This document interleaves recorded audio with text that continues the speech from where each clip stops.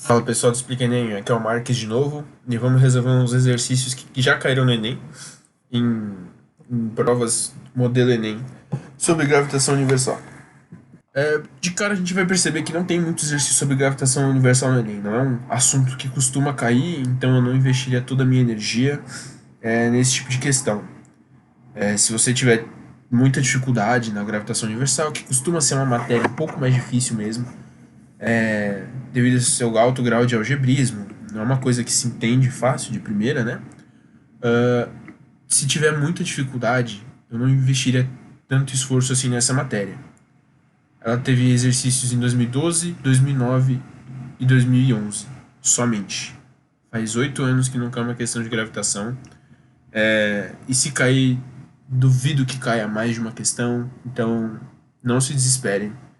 É uma matéria que eu pessoalmente gosto muito, mas não vamos perder o foco porque não entendemos gravitação. Se pegarmos o grosso, somente a teoria, já está ótimo, de bom tamanho. Primeiro, a questão do Enem de 2009, né?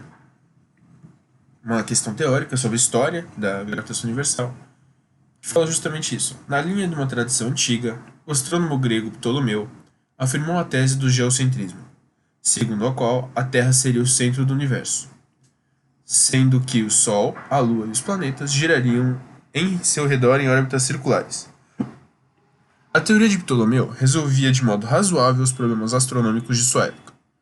Vários séculos mais tarde, o clérigo e astrônomo polonês Nicolau Copérnico, ao encontrar inexatidões na teoria de Ptolomeu, formulou a teoria do heliocentrismo, segundo a qual o Sol deveria ser considerado o centro do universo, com a Terra, a Lua e os planetas girando circularmente em torno dele. Por fim, o astrônomo e matemático alemão Johannes Kepler, depois de estudar o planeta Marte por cerca de 30 anos, verificou que a sua órbita é elíptica. Esse resultado generalizou-se para os demais planetas. A respeito dos estudos citados no texto, é correto afirmar que... Bom, primeiro, a gente tem que ver justamente o que eu disse na primeira aula. Ptolomeu, ele não estava errado em dizer que o modelo universal era o geocentrismo. Por quê? Porque naquela época a gente não tinha como saber. Não tinha, a gente tinha observação. Então, a gente nunca pode falar que ele estava errado. A gente pode falar que estava impreciso. Porque senão a gente vai estar cometendo um erro que com certeza já foi dito na aula de história, que a gente chama de anacronismo. É como o texto diz, a teoria de Ptolomeu resolvia de modo razoável os problemas astronômicos da sua época. Então pronto, ele não tinha porquê. Não tinha por que ele mexer nessa teoria se ela atendia muito bem o que estava sendo dito na sua teoria. Mas enfim, isso foi só um adendo, porque muitas pessoas gostam de falar que antigos pensadores estavam errados. Eles não estavam errados. Às vezes, por falta de instrumento, por falta de medida, a ciência é uma forma que a gente descreve a natureza. As nossas fórmulas de hoje em dia ainda estão erradas. Então, o intuito da ciência, né, é sempre tentar melhorar de forma a aperfeiçoar isso. Mas vamos lá. Isso foi só uma observação. Vamos voltar à questão. A respeito dos estudiosos citados no texto, é correto afirmar que 1. Ptolomeu apresentou as ideias mais valiosas por serem antigas e tradicionais. Não. Justamente porque elas não são precisas, elas não condizem com a realidade. Então, já podemos descartar isso. B. Copérnico desenvolveu a teoria do heliocentrismo, inspirada no contexto político do Rei Sol.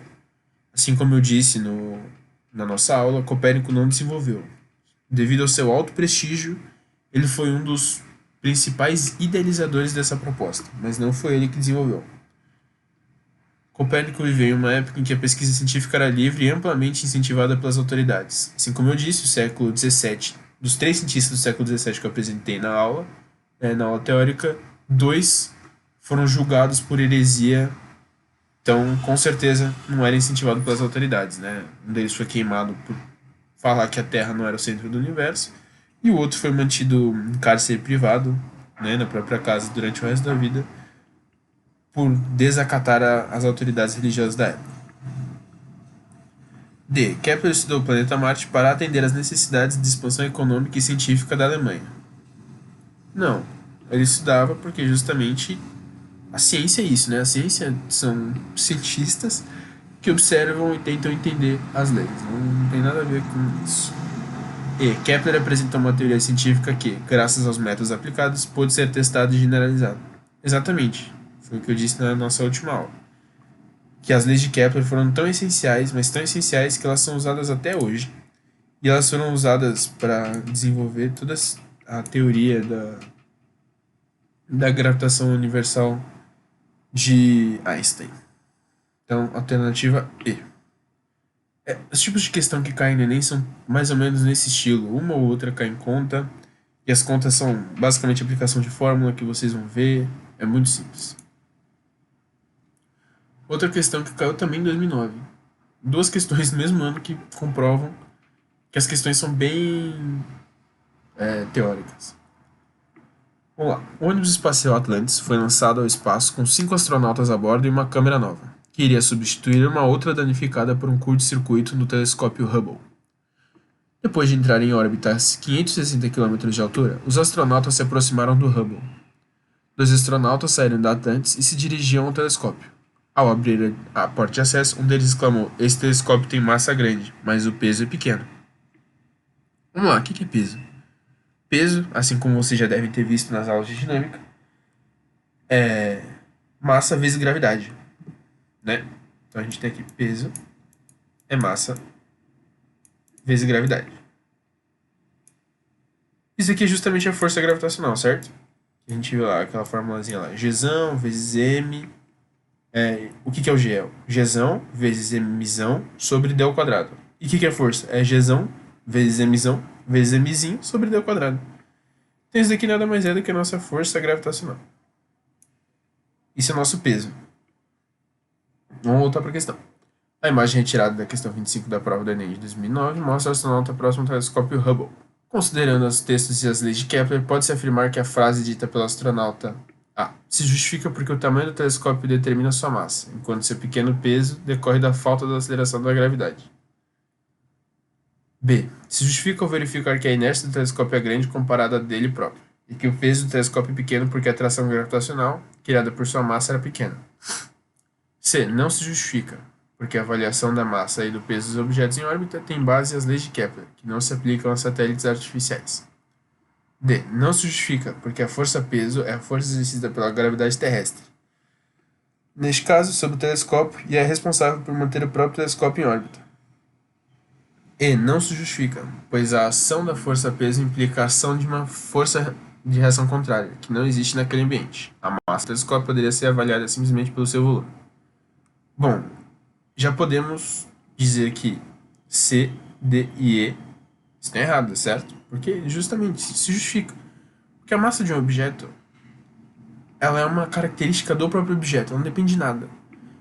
Eu tenho 90 quilogramas. Eu tenho 90 quilogramas de massa. Se eu estiver em Marte, se eu estiver em Júpiter, se eu estiver em Saturno, se eu estiver no vácuo, no infinito, minha massa vai ser de 90 quilogramas. Isso não muda. Isso é a inércia do corpo. Isso também vocês devem ter visto em dinâmica. Agora, o peso. O peso é justamente isso aqui, ó. Olha como o peso depende da força da gravidade. Ou do campo gravitacional. Quanto maior a gravidade, isso é uma multiplicação, maior o peso.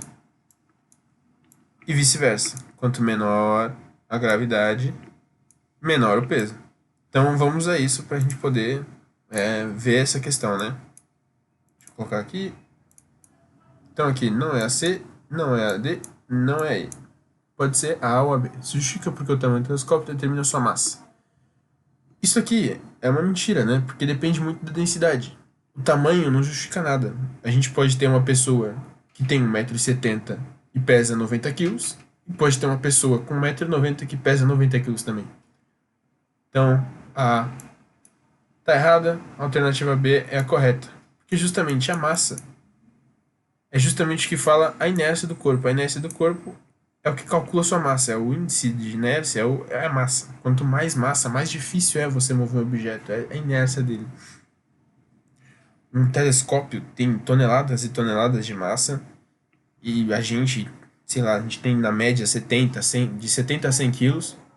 Se a gente tentar empurrar um telescópio no espaço e tentar empurrar uma outra pessoa no espaço, a gente vai ser empurrado, né, pelo telescópio, enquanto se a gente empurrar uma coisa muito mais leve, a gente vai conseguir empurrar tranquilo. A gente pode tentar fazer isso numa piscina. Tenta em uma piscina você empurrar uma coisa que tenha pouco atrito, né, com o solo da piscina, empurrar ela embaixo e tenta empurrar uma coisa leve. A gente vai ver que é muito mais fácil você empurrar uma coisa que a gente diz leve, né, justamente porque sua massa é muito menor. Essa é a inércia, né, a dificuldade de a gente tirar um corpo do seu lugar. Então, para as questões de gravitação, basta ver que a gente precisa ter bem fixa, né, as definições da dinâmica, as definições da gravitação, mas nada muito complexo. Aqui eu trouxe uma outra questão que caiu no Enem, 2012, não escrevi aqui, mas ela diz o seguinte: a lei da gravitação universal, de Isaac Newton, estabelece a intensidade da força de atração entre duas massas. Ela é representada pela expressão força é igual a gravidade, a constante da gravitação universal vezes a massa do corpo 1 vezes a massa do corpo 2, tudo isso dividido por d ao quadrado, onde m1 e m2 correspondem às massas dos corpos, d a distância entre eles, g a constante universal da gravitação e f a força que um corpo exerce sobre outro. O esquema representa as trajetórias circulares de 5 satélites de mesma massa orbitando a Terra. Então aqui, vamos supor que isso daqui é a Lua, esse daqui é o telescópio do outro da questão anterior, todos satélites artificiais. Tanto faz. Na questão anterior a gente via que tinha uma questão que fala não pode falar sobre satélite artificial. Isso daqui é para qualquer corpo. Tira isso. Isso daqui é para qualquer corpo, qualquer um. É aplicado a mim, a você, é aplicado a um cachorro, a uma lata, uma garrafa plástica, qualquer coisa segue essas leis. Basta ter massa. Tudo que tem massa é afetado pela lei da gravitação universal.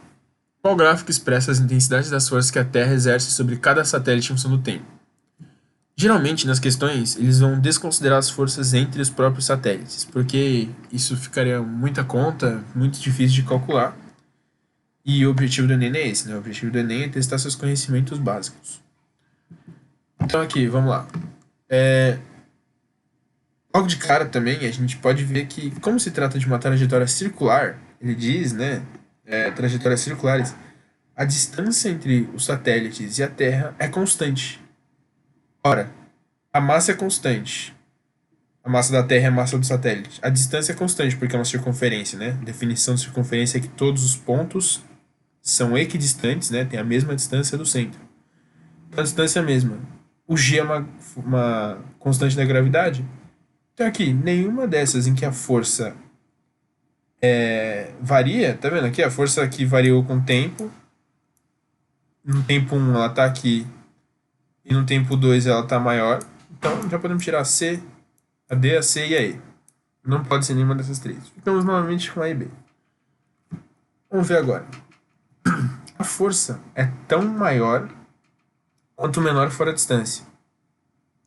Vamos supor, se a gente tivesse um 0,1,1 aqui, seria a mesma coisa que dividir e multiplicar por 10 ao quadrado, né? Porque 0,1 é 1 sobre 10. Se a gente fizer alguma coisa sobre 1 sobre 10, a mesma coisa, né? Aquelas regrinhas da multiplicação, mesma coisa que multiplicar por 10.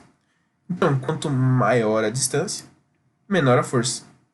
E vice-versa, né? Quanto menor a distância, maior a força. Então vamos lá. Qual que é o corpo mais distante que temos do satélite? É o A.